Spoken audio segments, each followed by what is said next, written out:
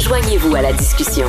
Appelez ou textez le 187 Cube Radio 1877 827 2346. On parlait ce matin de ce qui nous préoccupe avec ces belles journées d'été. On a facilement tendance à oublier des problèmes qui, on dirait, qui vont avec les saisons. C'est en plein hiver. Ah oui, la guerre en Ukraine. Ah oui, ça va pas bien en Haïti. Ah oui, ce qui se passe à la bande de Gaza. Il y a beaucoup de sujets comme ça qui, on dirait, qui disparaissent avec les cocktails. Alors, on s'est dit qu'il fallait bien parler de ce qui se passe du côté d'Haïti, prendre des nouvelles. Et on le fait auprès d'une ancienne mairesse de Pétionville, une québécoise d'adoption, Mme Ivanka Jolicoeur-Brutus. Bonjour, Mme Jolicoeur-Brutus. Bonjour, M. Nantel. Un plaisir d'être avec vous. Ben, donnez-moi, je vous invite à vous rapprocher du microphone un peu et à nous dire, d'après vous, ben, effectivement, donc actuellement, on entend moins parler de ce qui se passe en Haïti. Pourtant, il y a des pages importantes qui se tournent maintenant. Absolument. En effet, depuis quelque temps, là, je dirais à peu près 15 jours, on a un gouvernement qui est finalement mis sur pied. À sa tête, je le rappelle, le premier ministre Gary Coney, le docteur Gary Coney, à la tête. Et on a encore ce conseil présidentiel de 7 membres. Je fais un petit rappel parce que ça fait longtemps qu'on n'a pas parlé d'Haïti, absolument. n'est-ce pas? Puis, donc, ce conseil présidentiel de 7 membres, est-ce qu'il n'est pas constitué de différentes factions politiques différentes? Tout à fait, exactement. Composé de différents accords qui existent et qui se sont formés depuis les dernières années. Et puis, ça a été un, entre guillemets, consensus qui a été guidé, si vous voulez, encadré par la CARICOM, mis sur pied, proposé par la CARICOM. Qu'est-ce que la CARICOM? La CARICOM, alors évidemment, c'est l'ensemble des gouvernements de des pays de la Caraïbe qui composent justement ces divers pays de la Caraïbe et qui se mettent, je dirais un G7, si vous voulez, de la Caraïbe, des Caraïbes. Et puis, à ce moment-là, ils ont formé ils ont proposé ce conseil présidentiel. Ce conseil présidentiel s'est formé, mais évidemment, on va éviter toutes les petites virgules puis les points-virgules qui ont fait que ça a pris tant de temps à être mis sur pied.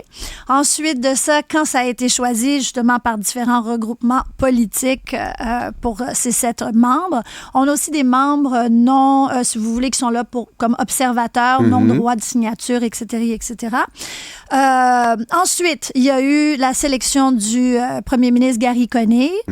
Et aussi, on a eu l'élection maintenant du premier président émané de ce regroupement de 7 membres. Mais un président qui n'aura donc pas été élu, qui aura été nommé par cette commission. Exactement, tout à fait. Là, on n'est pas pantoute dans la Constitution, on n'est pas pantoute dans les normes normales de la chose. On est en état de crise et on trouve des solutions. Ad hoc. Voilà. Alors là, ça a pris tout le temps que ça a pris entre les chamailles, puis comme on aime le faire souvent en Haïti, malheureusement. Mais voilà, Gary Coney est arrivé en tant que premier ministre. Bon. On voit qu'aujourd'hui, Gary Coney se retrouve à être le seul quasiment à gouverner, à prendre des décisions, ce qui rend le conseil présidentiel un petit peu pas content. On parle en langage de tous les jours. Là. Oui, donc ici, ce que vous me dites, c'est que le président, finalement, se donne les coups des franches, consulte pas beaucoup les 7 autres qui font partie de cette alliance de tous les partis représentés et approuvés par cette association des Caraïbes. Et la communauté internationale. Oui, le premier ministre. Fait que là, actuellement, vous nous annoncez, parce que moi, je prétends pas tout connaître d'Haïti du tout, puis je pense juste être comme bien des gens, puis là, il me semble qu'on en parle moins, alors c'est pour ça que je voulais qu'on en parle ce matin. Ce que vous me dites donc, c'est que potentiellement, en ce moment, le président ne consulte pas assez les autres membres.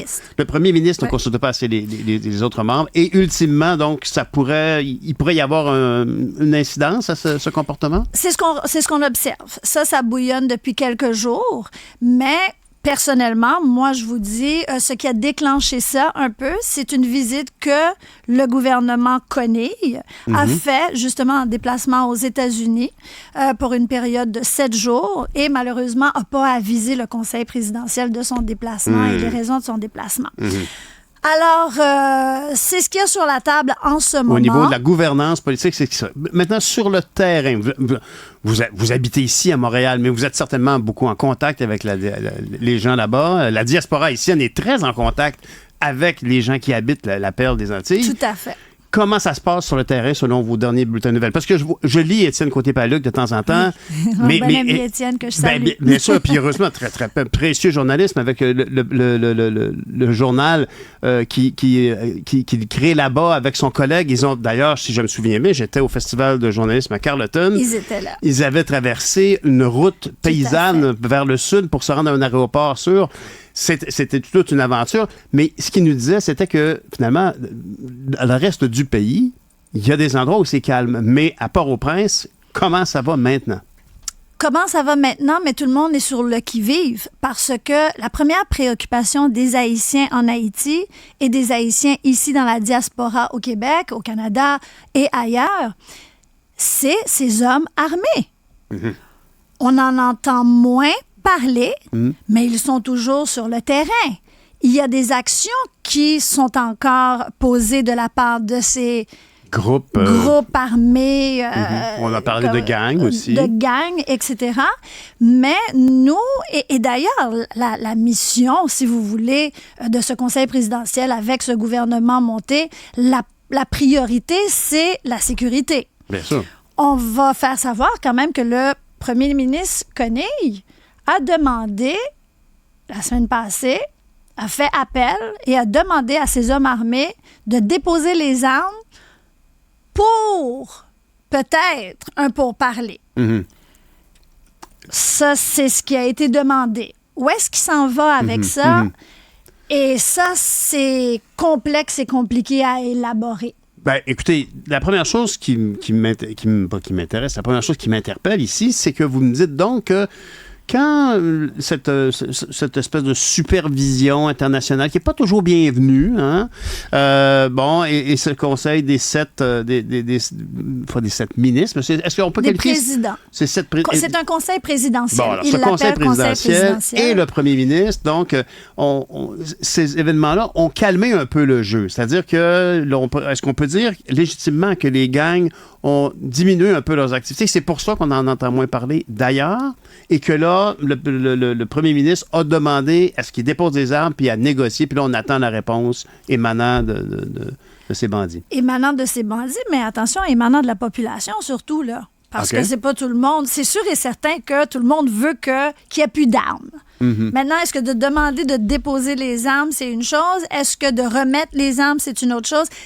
On s'en va vers quoi? Il faut commencer à quelque part. Je ne sais pas. Je suis très confuse parce qu'il ne faut pas oublier le nombre de personnes qui ont été assassinés et qui ont été assassinés dans des conditions que je ne veux même pas élaborer, mais c'est pénible, c'est terrible. Oui, on sait que ces gangs-là, entre autres, se donnaient souvent au kidnapping pour aller financer leurs acquisitions, leur matériel et tout ça. Absolument. C'est sûr que ces gens-là ne vont pas déposer les armes comme des gamins qui ont décidé qu'il y en avait assez fait de mauvais coups. Là. C'est très clair que c'est plus large. Fait que là, on se demande justement qu'est-ce qui se passe là. Ils se sont calmés, on entend moins parler. De temps en temps, il y a des petits messages qui se laissent entendre, mais rien de concret.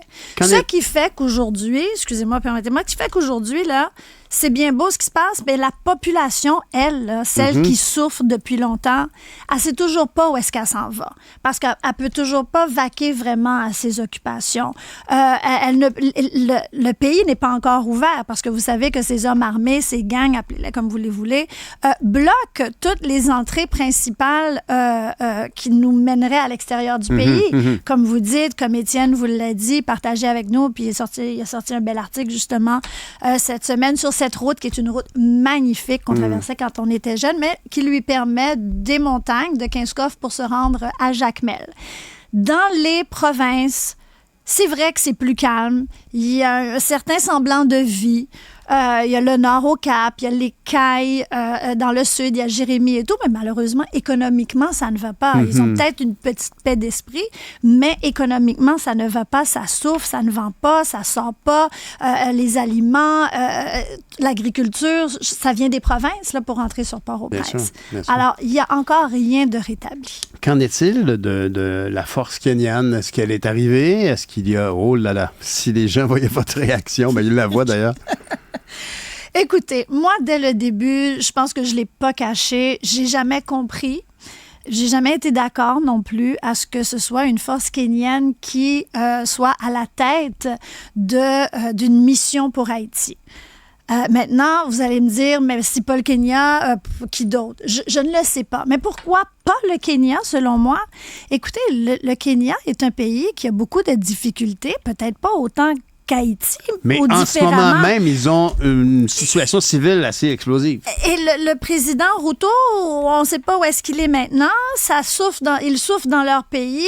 Ils ont leur mission ici en Haïti. Une mission qui a pris du temps à démarrer parce qu'on en parle depuis l'année dernière cette mission qui finalement est arrivée petit à petit. Là, on nous fait savoir qu'ils sont dans les rues de Port-au-Prince, ils travaillent avec la police nationale d'Haïti, qu'ils sont dans les rues. Est-ce que ça se pourrait qu'ils contribuent au calme actuel? Honnêtement, je ne le sais pas, puis je ne veux même pas me prononcer. Non, je comprends.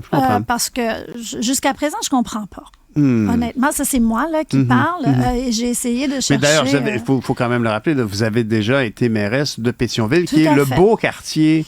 De Port-au-Prince. Tout à fait. Donc, ce sont des lieux que vous connaissez très bien. Il y a combien de temps vous étiez à la mairie là-bas? Bien, écoutez, j'ai été un maire nommé. Je n'ai pas été un maire élu. Okay. J'ai été maire nommé de la période de 2012 jusqu'à 2015. OK. J'ai fait 3 ans de maire nommé. Je crois que j'ai fait un bon travail parce que les gens parlent encore de moi, mais j'ai surtout aimé mon expérience. Et vous êtes certainement associé à une période aussi moins complexe, j'imagine bien. Aujourd'hui, là, comment ça se traduit? C'est-à-dire que dans la vraie vie, là, j'ouvrais l'émission en disant que je comprends qu'on est tous préoccupés par la vie quotidienne, mettre du pain sur la table, tout ça, mais que je suis préoccupé par la crise climatique. Puis je pense que nos politiciens ne le sont pas assez.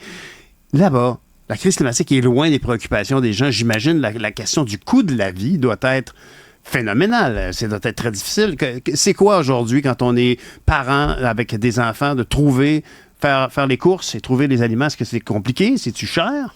C'est compliqué et c'est cher, surtout quand les entreprises, notre travail, peu importe le travail qu'on fait, quel business qu'on a, qui ne fonctionne pas. Donc, les entrées, on doit couper les salaires des employés, donc évidemment pour essayer d'économiser, mais... Ça crée un autre problème plus loin. Ça crée un autre problème plus loin. On a eu une période, justement, où quand les hommes armés avaient pillé le port, les marchandises ne pouvaient pas se rendre aux épiceries. Les épiceries, on importait de la République dominicaine, donc les taux. L'agriculture, nos aliments ne pouvaient pas rentrer dans la capitale, donc encore un coût élevé. Moi, je vais être honnête avec vous, je vivais en Haïti et je vis encore en Haïti. Je me suis déplacée l'été dernier, je suis venue en vacances et pensant que je devais rester. Et en effet, je suis restée 1 an. Pour mon fils, parce que mon mari est toujours là-bas.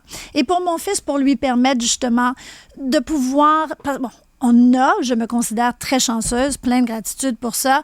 On est Canadiens, on est ici, mon fils est allé à l'école, il a pu s'épanouir, etc. Mais on a beaucoup d'amis qui sont restés en Haïti. Et mon fils de me dire, mais maman, pourquoi eux, ils sont restés, eux, ils sont pas restés?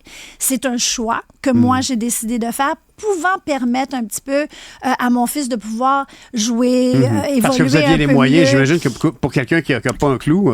C'est pas possible non plus. On a les moyens parce qu'on cherche les moyens. On fait vraiment, on gratte des ongles et tout, mais on le fait justement toujours pour le bien-être de nos enfants.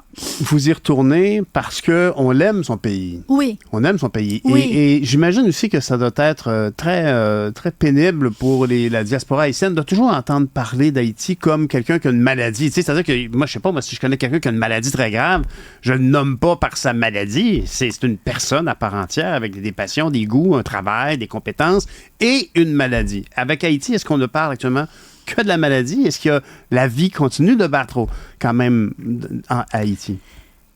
Oui, mais c'est pas à grand cœur. T'as quelques restaurants. Merci d'avoir fait le lien avec le cœur, parce que la vie continue à battre. Le cœur continue de battre, bien sûr. Et le cœur continue de battre, mais il bat pas aussi vite. Tu veux te distraire quand tu vis là-bas. Tu sais qu'il y a les problèmes, mais en même temps, toi, tu dois te changer les idées. Ben oui, faut s'oxygéner. J'ai entendu parler qu'il y avait un festival de théâtre 4 chemins qui maintient ses activités malgré cette situation si difficile. Et c'est difficile pour les gens ici de comprendre, mais il faut continuer à vivre pendant qu'on est là-bas. Maintenant, au lieu de sortir plus souvent, on se réunit à la maison, on fait des activités plus tôt, on les fait pas le soir. C'est pas évident. Madame Jolicoeur Brutus, je vais vous demander une dernière question. Les Haïtiens font partie intégrante de la communauté québécoise depuis plusieurs décennies, je dirais presque 50 ans aujourd'hui. Est-ce qu'on peut manifester notre soutien d'une façon la plus concrète possible? Parce que c'est pas une diaspora comme les autres. C'est vraiment une communauté qui est intégrée au Québec depuis tellement longtemps. Qu'est-ce qu'on peut faire? On devrait être plus proche de vos problèmes. Parce qu'on n'est pas un peuple comme les autres. On est un peuple riche. On est un peuple qui ont fait la Révolution. C'est vrai, vous avez raison. On est un peuple qui avons aboli l'esclavage. Je me sentirais terriblement coupable de ne pas revenir sur ce que vous venez de dire. Haïti a été la première république qui s'est libérée du colonisateur. Tout à fait. Tout à fait, et qui avons aidé les États-Unis d'Amérique qui célèbrent aujourd'hui, le 4 juillet 2024. OK. Qu'est-ce qu'on peut faire pour célébrer ou soutenir Haïti? Moi, je vais être honnête avec vous. Une une collègue journaliste, Martine Saint-Victor, que vous connaissez certainement, l'a souligné l'autre jour. En tant que diaspora qui vivent au Québec, au Canada, qui ne sont pas nécessairement sur le terrain, mais qui y vont parfois par courte période et tout, comme elle dit, on n'est pas là pour venir vous dire quoi faire ou comment faire. Qu'est-ce qu'on peut faire? Alors, c'est à partir d'ici, justement, de demander à nos élus de faire les choses différemment. Nos élus au Québec, de faire les choses différemment envers Haïti. Parce que, écoutez, on sait que la communauté internationale a aussi son mot à dire sur la situation en Haïti et de faire les choses autrement, de voir, parce que la communauté internationale en Haïti, ils envoient beaucoup d'argent pour aider leurs parents, etc. Trouver une autre façon justement d'aider.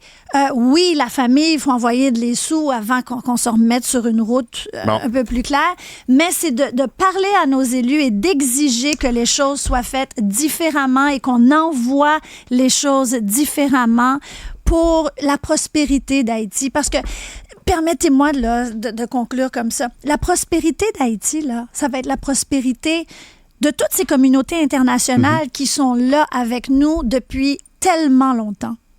Mais vous voyez, ça ne marche pas la façon dont vous procédez. Essayez autrement. Essayez de voir comment, au lieu de vous nous amener des choses, commencez donc à nous aider à vous apporter des choses.